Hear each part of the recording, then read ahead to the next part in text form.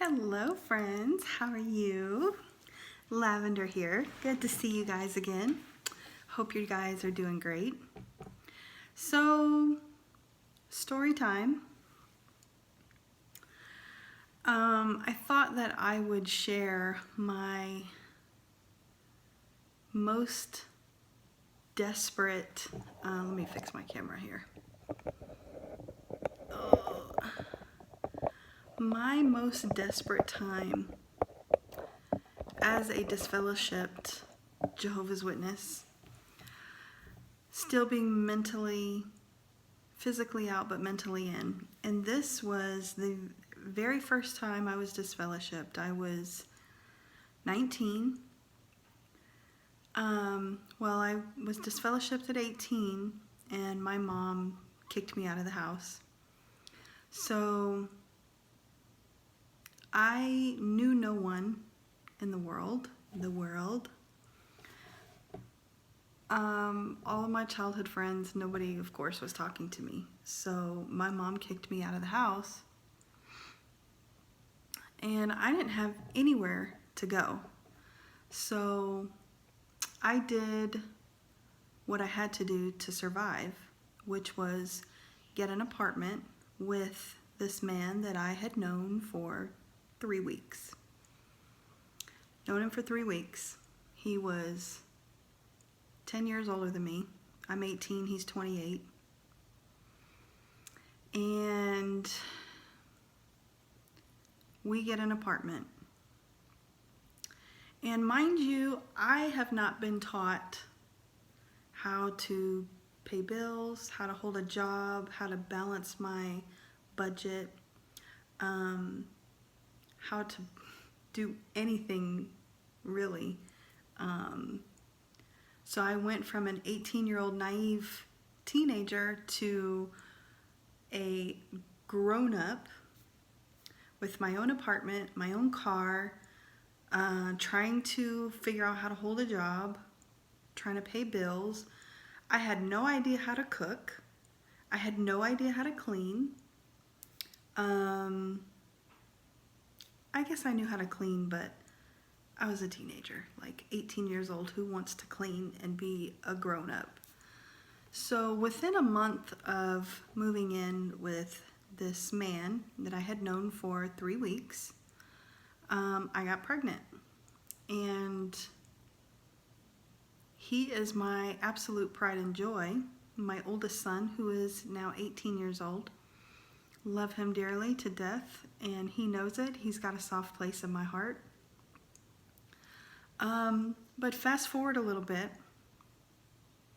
to everything just hit the fan.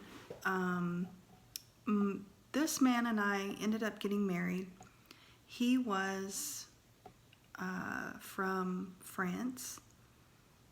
He was here on a school visa, but once he graduated, he wasn't able to get a job and his visa expired, so the only reason we got married was so he could stay in the country and get a job. Needless to say, we got married, we broke up, and I was on my own with a baby, no job, and by this time I had lost my car because I couldn't make the payments. The only way I was surviving in this apartment was my dad would sneak and give me some money to pay my rent. And I was on food stamps, and my dad had given me a Chevron credit card that was belonged to him and my dad and my mom behind my mom's back. So Chevron, I don't know if they're everywhere, but it's a gas station credit card. So I was really living on a gas station credit card. I bought my gas, diapers, wipies, toiletries, all with the Chevron credit card. And if I needed to get groceries, I had to either take a bus or walk to the grocery store, which was really hard. Both of them were really hard with the baby.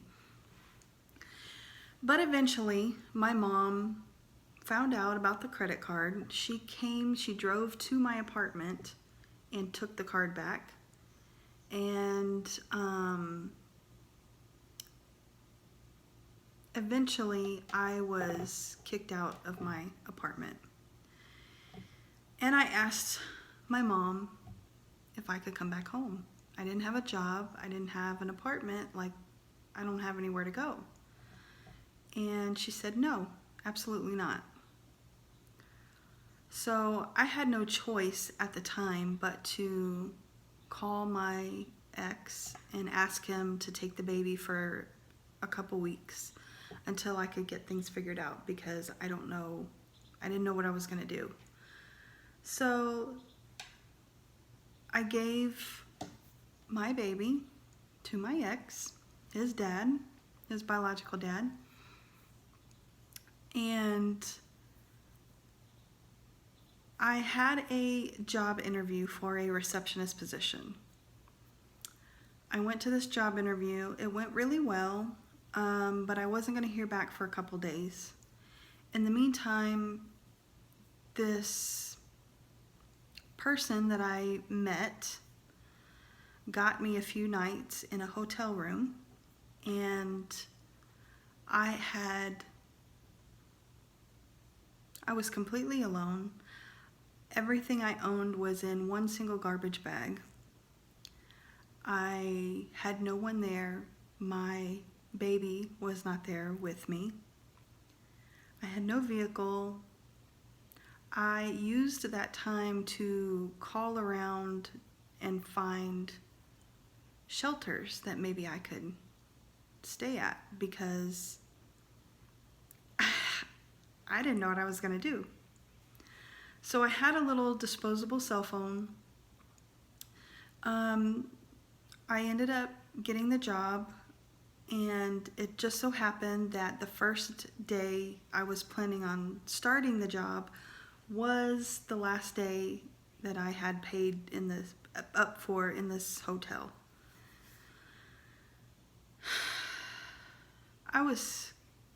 I've never been that alone in my life. I called my mom again on the last night there, and I told her, if you don't let me stay there, I'm going to have to go to a homeless shelter. Can I please let me come back? I'll go to the meetings, whatever. I don't care. I don't have anywhere to go. I don't have anybody to help me. And my mom told me, well, I guess you'll have to go to the homeless shelter. And so that really cut deep. It really cut deep.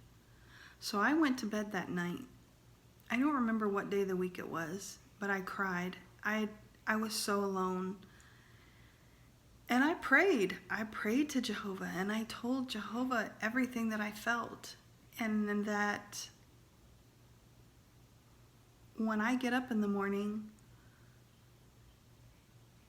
I'm going to go to this new job, but I don't know where I'm going to go after I leave. I didn't even have a car. I had no idea what was going to happen, and I was scared to death. And I laid it all out on the line, and I cried myself to sleep that night. So the next morning, I pulled some little cheap wrinkled work clothes out of my garbage bag. I got myself ready, and I went down to the lobby of the hotel, and I checked out, and I asked them if they would hold my garbage bag behind the counter, and I would come pick it up after I got off of work. And they said, sure, that's fine. So I walked to work. It took me, I don't remember how long it took me. It was a 10-minute drive, so maybe about 30, 45-minute walk. I get to this job. I start the job. I'm feeling really self-conscious and really nervous. Throughout the day, my new boss found out that I was staying in a hotel. And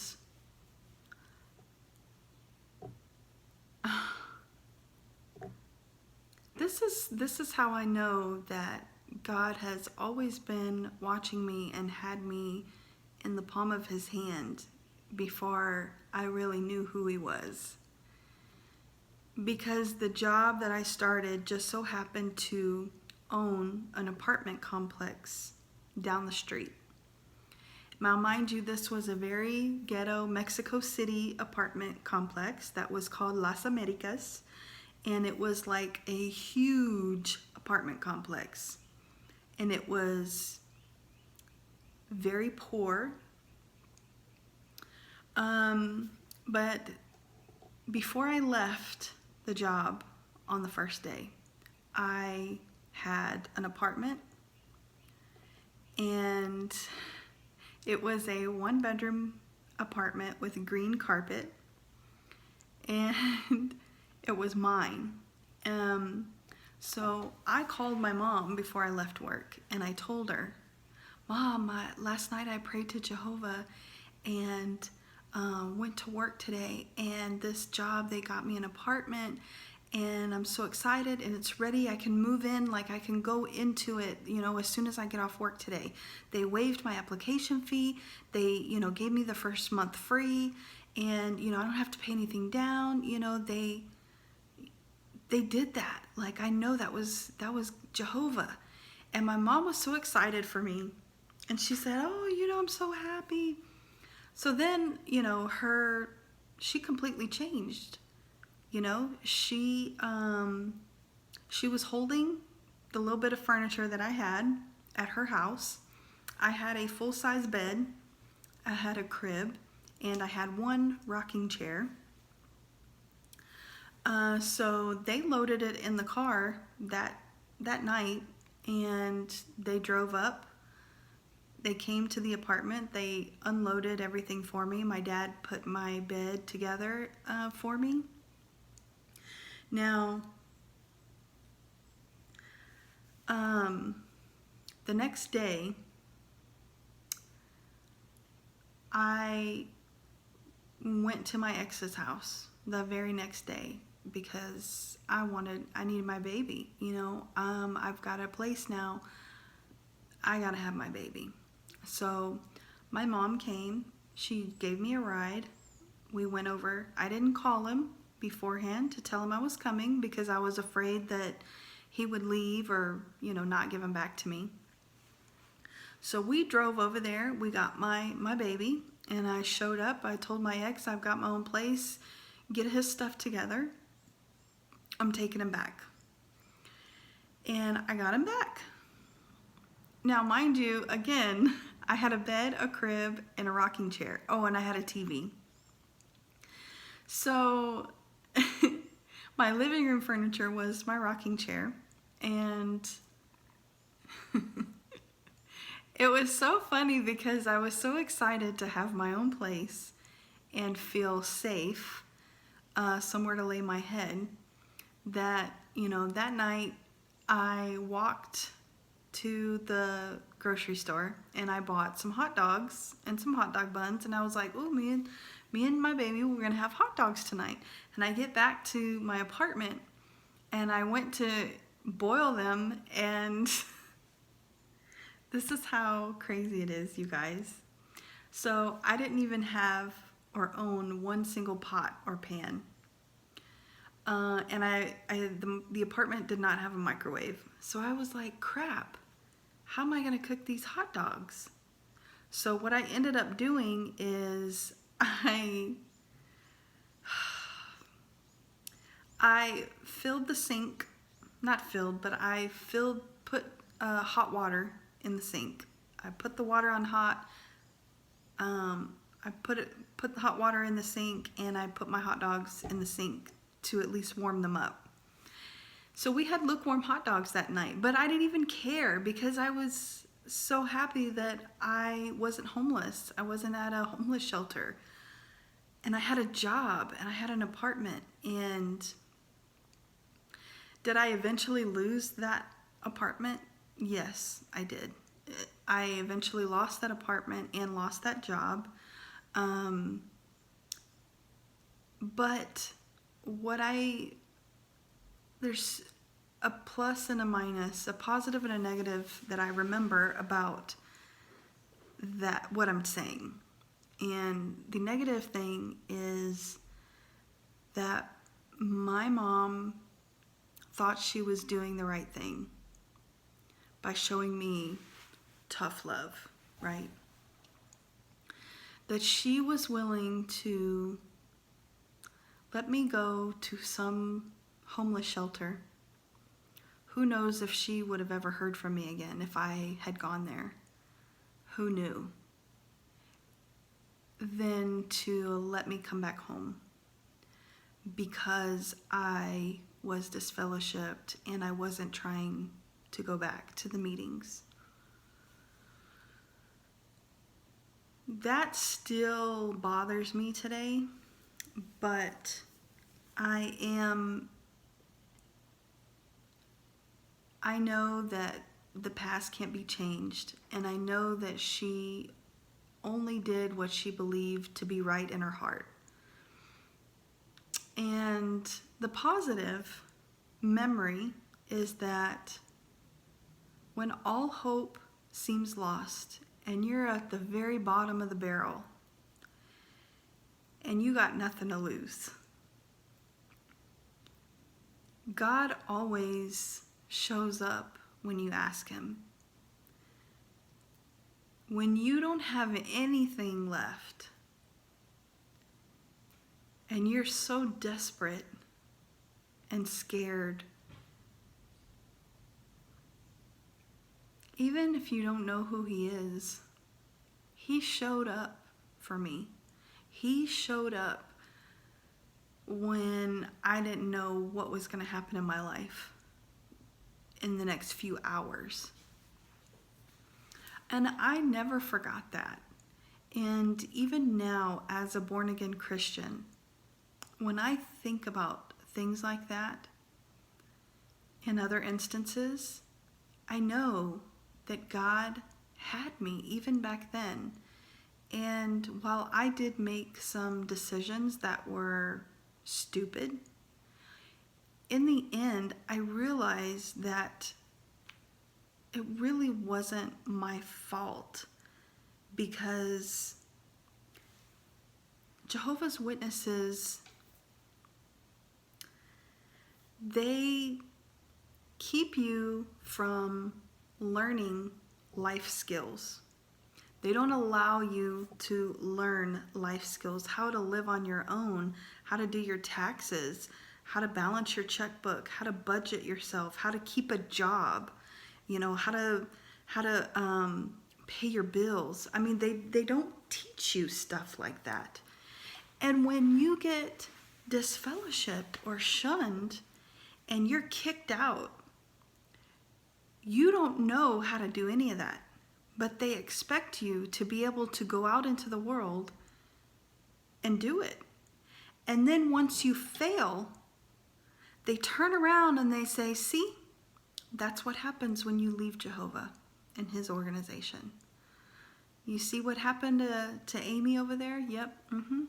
No, I don't feel bad for her because, she left Jehovah. What did she think was going to happen? There's nothing in this world. And she learned the hard way. And they use you in examples to other children. Oh, do you remember what happened to Sister Vincent's daughter? Yeah, you don't want to let that happen to you. Oh, she ended up in a homeless shelter. Oh, yeah. And she still refuses to come back to Jehovah. They set you up to fail. And then when you do, they turn around and say, it's your fault. You see what happened? If you only had stayed with Jehovah, none of this would have happened to you. I know now it's not my fault that I didn't know how to do those things.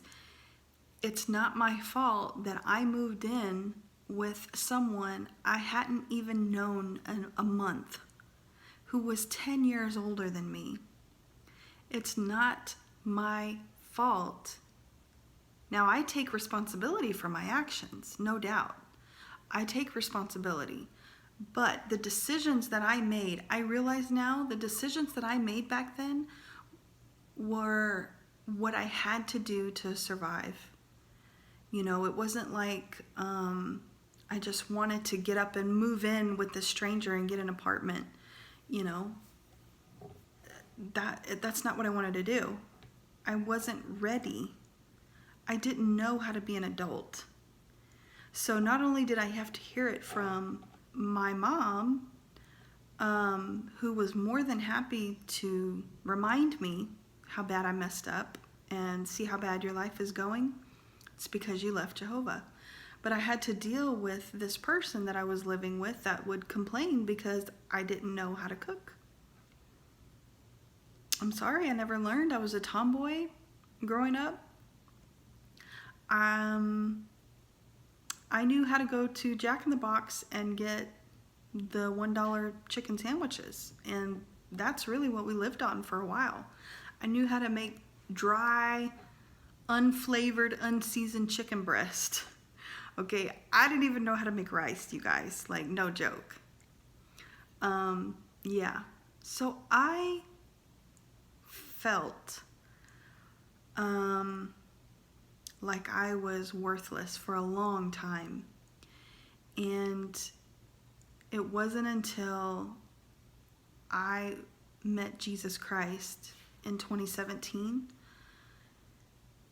when I started realizing my value and who I was, and forgiving myself for the decisions that I made, forgiving myself for not going back to the Kingdom Hall, and realizing that I don't have to, that I don't have to go back to that religion, that high control group, in order to have God's love on me and with me.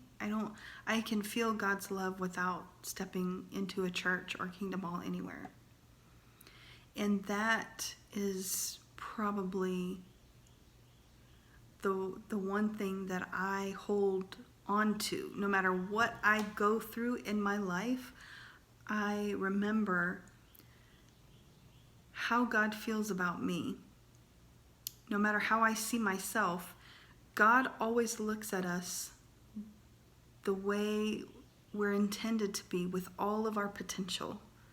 You know, He doesn't look at us how we are now, all of our mistakes and our bad habits, and our sinful nature. No, He loves us so much. He looks at us as if we were living up to all of our potential. And that makes me feel really good.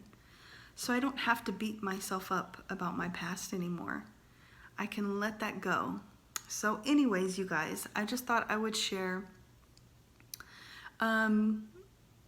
that story. So leave your comments below. Let me know let me know your thoughts, and tell me if you had an instance like that growing up or as an adult. All right? I love you guys. Take care. Be blessed. Mwah.